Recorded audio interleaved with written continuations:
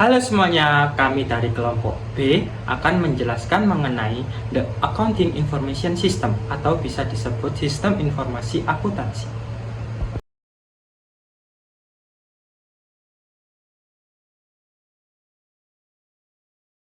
Perkenalkan, nama saya Enrico Surya dengan NPM 240130096. Putra dengan NPM akhir 131. Arif Firdaus dengan NPM akhir 146. Wan dengan NPM akhir 157. NPM 138.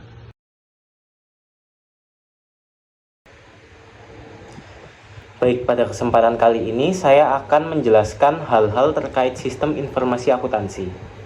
Hal-hal itu meliputi definisi dan tujuan dari sistem informasi akuntansi, lalu bagaimana konsep dasar dari debit dan kredit, lalu yang terakhir adalah financial statement dan struktur kepemilikan.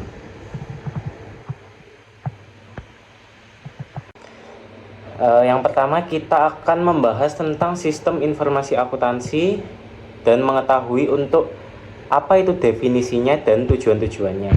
Nah, definisinya sendiri, sistem informasi akuntansi ini merupakan sebuah sistem yang mengumpulkan, mencatat, menyimpan, dan memproses data untuk menghasilkan informasi bagi pengambil keputusan atau orang-orang yang berkepentingan untuk memakai informasi akuntansi itu tersebut.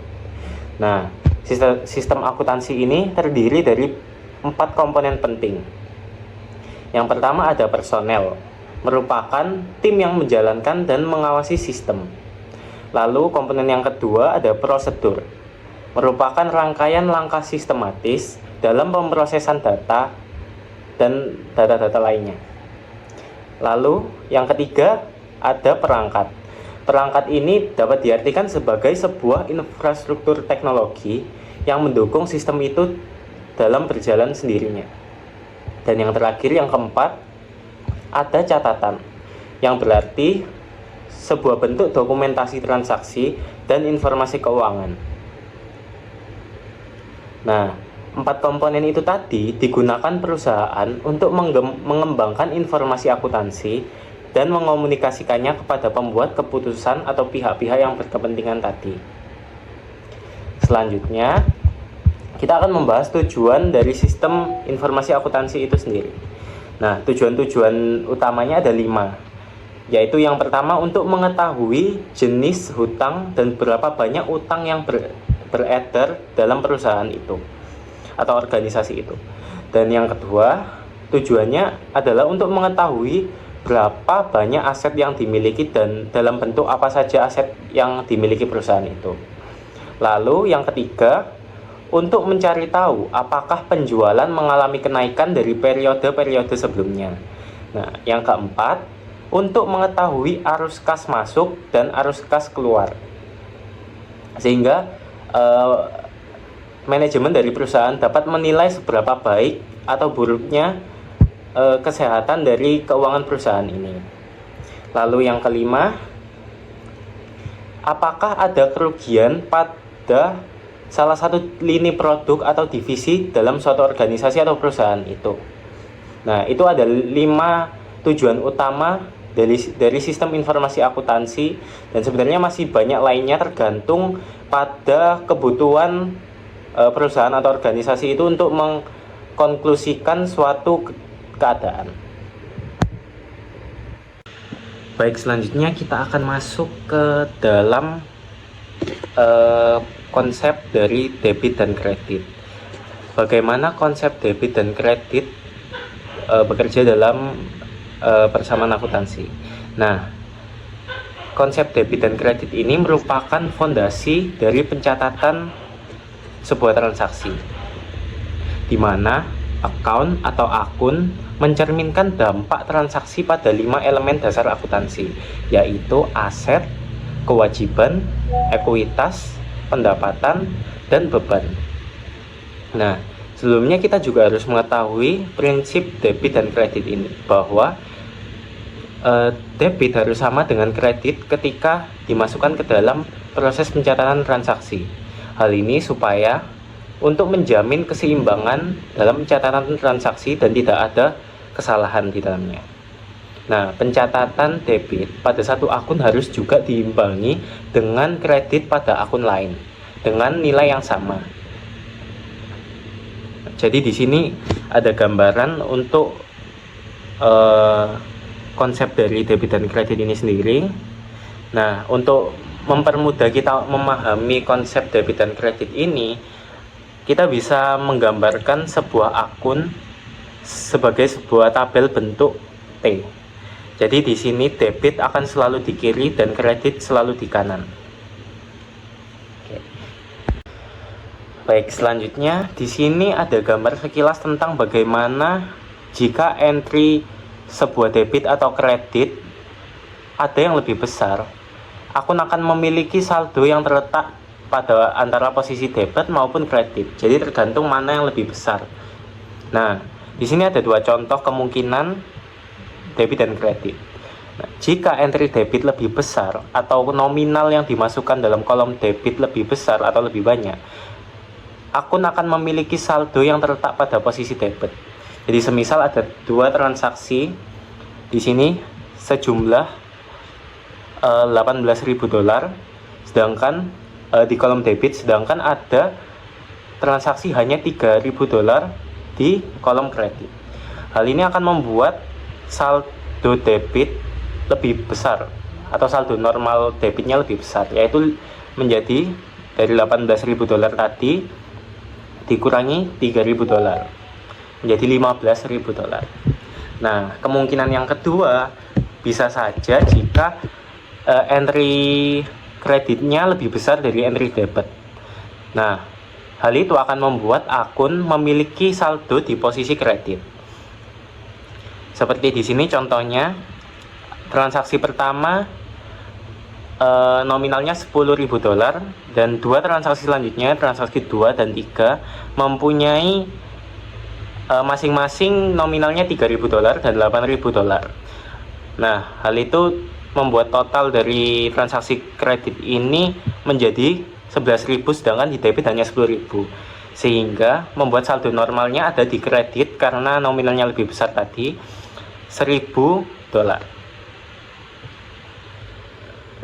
Baik, selanjutnya kita akan membahas bagaimana sistem informasi akuntansi tadi berakhir menjadi hasil akhir dari proses tadi itu sebagai sebuah laporan keuangan yang disesuaikan dengan struktur kepemilikan. Nah, untuk perusahaan perorangan atau kemitraan ini, kita mengenal ada dua aspek, yaitu capital account dan drawing account. Nah, masing-masing ini memiliki pengertian bahwa capital account merupakan cerminan dari investasi pemilik. Nah, sedangkan drawing account ini merupakan hasil dari pengambilan dana dari pemilik. Nah, selanjutnya untuk perusahaan, bentuk entitas perusahaan, komponen tadi meliputi share capital, share premium, dividen, dan retained earning, yang semuanya tercermin dalam laporan laba ditahan. Nah, masing-masing ini memiliki pengertian sama seperti aspek di perorangan atau kemitraan tadi. Nah, share capital ini menunjukkan nilai nominal saham.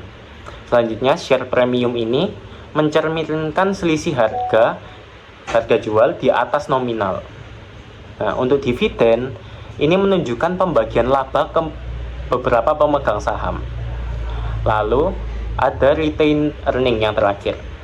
Hal ini mencerminkan akumulasi laba yang ditahan. Nah, itu gambar yang kedua dengan background biru merupakan bagan alirnya, bagannya bagaimana di perusahaan statement financial position-nya yang berakhir di ekuitas atau modal. Nah, tadi kan sudah dijelasin nih mengenai sistem informasi akuntansi. Nah, sekarang yaitu masuk ke siklus akuntansi sendiri. Nah, saya mau ngomong ini secara umum mengenai siklus akuntansi. Nah, siklus akuntansi ini sendiri itu dimulai dari sebuah transaksi yang dimana transaksi tersebut itu diidentifikasi lalu dicatat kemudian di jurnal, yaitu jurnal umum. Nah, jurnal umum tersebut lalu diposting ke buku besar untuk mengetahui saldo akhir masing-masing akun. Nah, setelah mengetahui nih di buku besar saldo akhir masing-masing akun. Nah, saldo akhir masing-masing akun itu dimasukkan ke trial balance atau neraca saldo. Nah, setelah neraca saldo nih, biasanya ada penyesuaian, maka di jurnal penyesuaian dulu. Setelah di jurnal penyesuaian nih, masing-masing akun biasanya ada penyesuaian. Enggak masing-masing akun sih, biasanya kayak akun dibayar di muka, sewa dibayar di muka, terus perlengkapan biasanya tersisa berapa, kayak gitu. Itu biasanya disesuaikan. Nah, setelah ketahuan nih sudah melewati jurnal penyesuaian, maka keluarlah neraca saldo setelah disesuaikan. Nah, neraca saldo setelah disesuaikan ini digunakan untuk membuat laporan keuangan, kayak posisi keuangan, perubahan ekuitas, lalu laporan laba rugi. Nah, setelah laporan laba rugi atau laporan keuangan itu selesai dibuat, maka dibuatlah jurnal penutup untuk menutup akun-akun seperti pendapatan, beban, dan preferred. Kayak gitu. Itulah siklus akuntansi yang dimana nanti akan terulang terus kembali. Pencatatan akuntansi itu seperti itu. Nah, saya akan membahas mengenai identifikasi dan pencatatan, yaitu pertama saya akan membahas identifikasi dulu. Nah, identifikasi itu merupakan sebuah proses untuk memilah atau melihat transaksi yang telah terjadi dan dilakukan pencatatan di jurnal, kayak gitu. Nah, lalu jurnal nih, jurnal umum khususnya. Nah, jurnal umum ini biasanya kayak tadi yang saya omongin, yaitu untuk mencatat transaksi pada sebuah perusahaan. Contohnya nih, sebuah perusahaan tersebut itu menjual secara cash. Jadi pembeli itu membeli ke perusahaan secara cash. Nah, jurnalnya gimana? Cash pada penjualan, kayak gitu. Nah, setelah semua transaksi itu di jurnal umum, maka dilakukan posting ke buku besar untuk mengetahui saldo akhir masing-masing akun. Nah, biasanya di jurnal umum itu masih belum diketahui masing-masing saldo akhirnya, maka diposting ke buku besar. Nah, setelah semua akun-akun itu sudah diketahui saldo akhirnya di buku besar tadi, maka dibuatlah neraca saldo atau trial balance. Nah, ini isinya saldo akhir masing-masing akun, kayak gitu. Selanjutnya akan dijelaskan oleh rekan saya. Nah, pada materi berikutnya saya akan menjelaskan mengenai adjusting entries atau bisa disebut jurnal penyesuaian.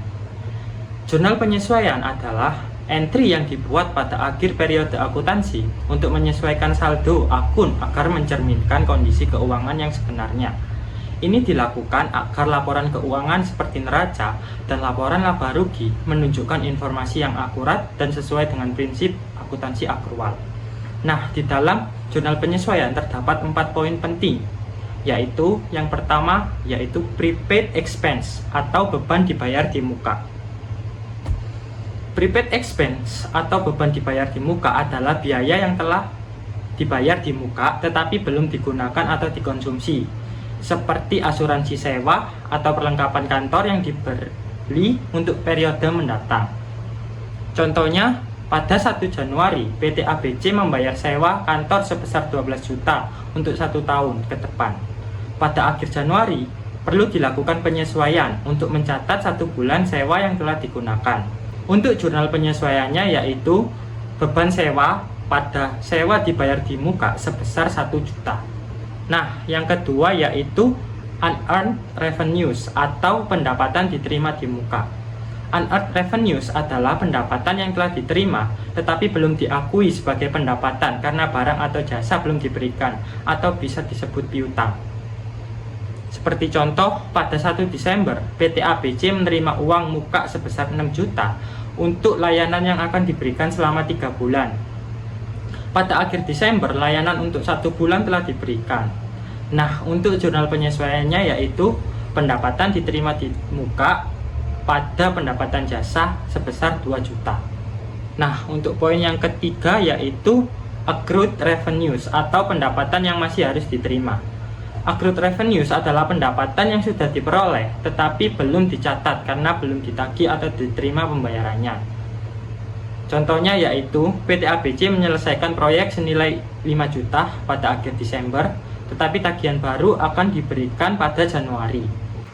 Jurnal penyesuaiannya yaitu piutang usaha pada pendapatan jasa sebesar 5 juta rupiah. Nah, untuk poin yang keempat yaitu accrued expenses atau beban yang masih harus dibayar. Accrued expenses adalah biaya yang sudah terjadi tetapi belum dibayar atau dicatat. Seperti contoh, gaji karyawan PT ABC sebesar 3 juta jatuh tempo pada akhir Desember tetapi baru akan dibayar pada Januari. Untuk jurnal penyesuaiannya yaitu beban gaji pada utang gaji sebesar 3 juta rupiah. Nah, untuk materi yang selanjutnya yaitu adjusted trial balance atau neraca saldo setelah disesuaikan. Nah, setelah laporan penyesuaian diselesaikan tadi, neraca saldo yang telah disesuaikan tadi dimasukkan ke dalam neraca saldo di jurnal penyesuaian. Tujuan utamanya adalah untuk memastikan bahwa total saldo debit dan kredit tetap seimbang setelah semua penyesuaian dilakukan.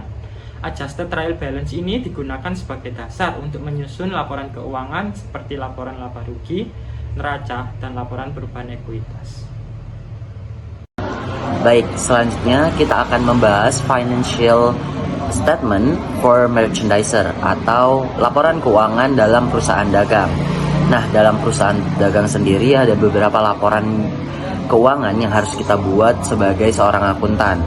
Nah, kali ini kita akan membahas 3 laporan keuangan utama yang akan kita buat dalam perusahaan dagang. Yang pertama ada income statement atau biasa yang kita sebut dengan laporan laba rugi. Nah, laporan laba rugi sendiri adalah laporan keuangan yang menunjukkan kinerja keuangan suatu perusahaan dalam periode tertentu. Nah, tujuannya apa sih kita membuat laporan laba rugi ini? Tujuannya agar kita tahu profitabilitas perusahaan dan juga bisa menjadi dasar perhitungan pajak. Lalu seperti yang sudah ada di PPT, contoh laporan laba rugi, ada pula komponen-komponen laporan laba rugi dalam perusahaan dagang. Yang pertama ada pendapatan usaha. Nah, pendapatan usaha ini didapat dari hasil penjualan barang dagang. Nah, pendapatan usaha juga mencangkup diskon dan retur penjualan. Lalu selanjutnya ada harga pokok penjualan atau HPP.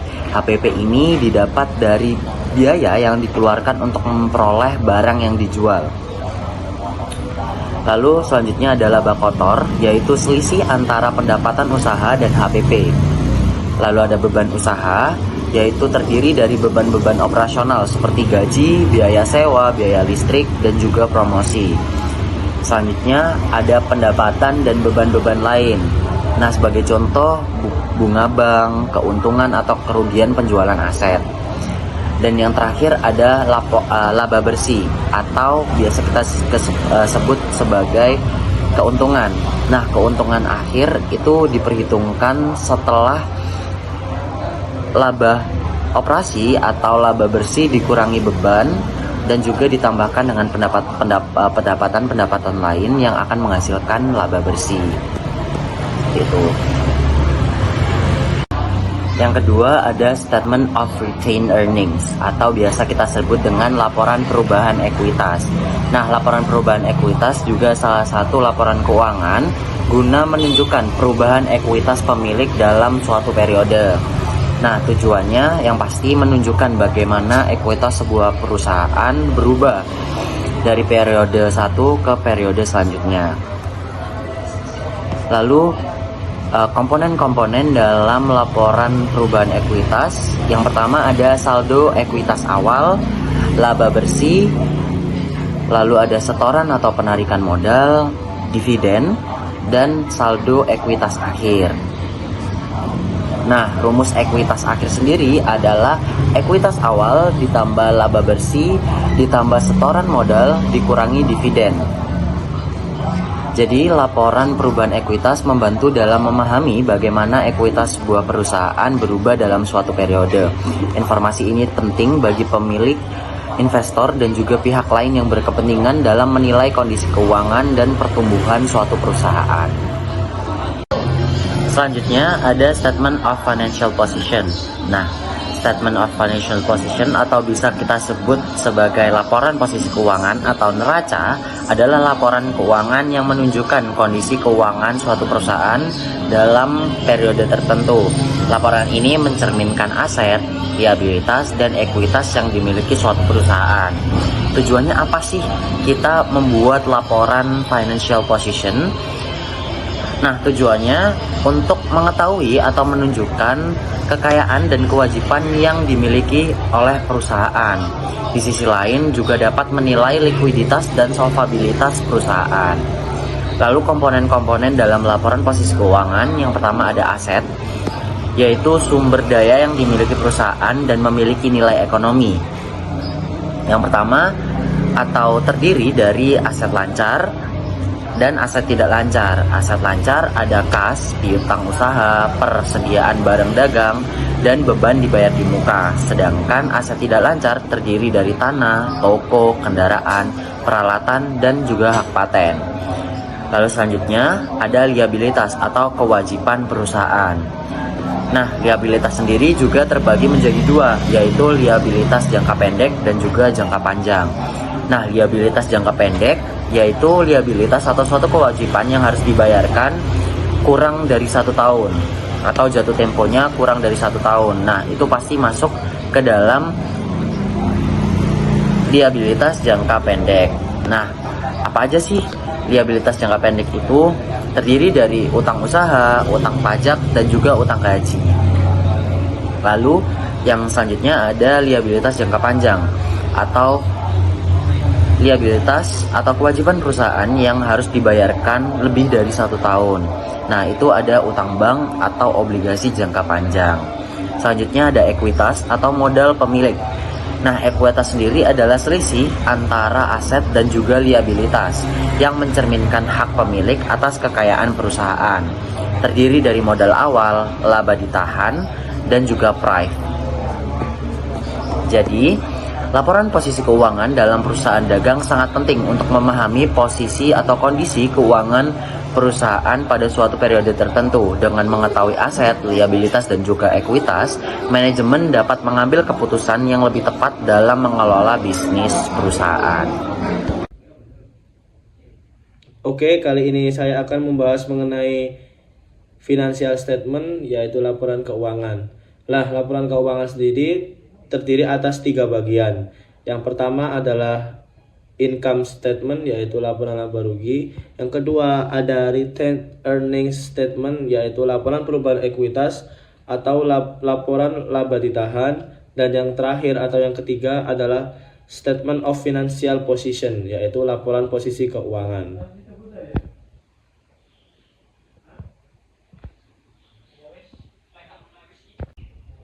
Oke, lanjut ke slide berikutnya. Untuk income statement terdiri atas 2 bagian. Yang pertama yaitu terdapat revenue, dan yang kedua expense atau beban-beban. Selanjutnya return earnings statement atau laporan posisi atau laporan perubahan ekuitas terdiri atas net income, yaitu laba bersih, dan juga dividen. Selanjutnya statement of financial position atau laporan posisi keuangan berisikan yang pertama aset, kemudian equity atau ekuitas, dan yang ketiga liability atau liabilitas. Oke, selanjutnya adalah reserving entries, yaitu jurnal pembalik. Jurnal pembalik adalah entry akuntansi yang dibuat pada awal periode akuntansi baru untuk membalikkan atau membatalkan entry penyesuaian tertentu dari periode sebelumnya, sehingga transaksi bisa dicatat dengan lebih sederhana di periode yang akan datang.